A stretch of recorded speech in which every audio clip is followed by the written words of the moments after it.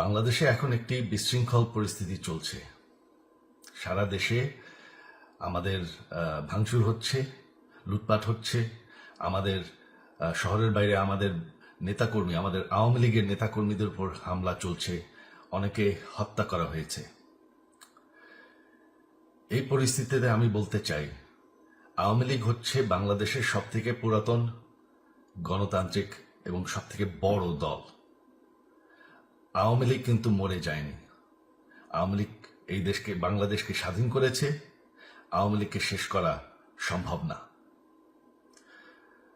আমরা বলেছিলাম যে আমার পরিবার আর রাজনীতি করবে না, তবে আমাদের নেতাকর্মীর উপর যেভাবে হামলা হচ্ছে, এই পরিস্থিতিতে আমরা হাল ছেড়ে দিতে পারি না। বাংলাদেশে যদি গণতন্ত্র, নতুন বাংলাদেশ গড়ে তুলতে হয়,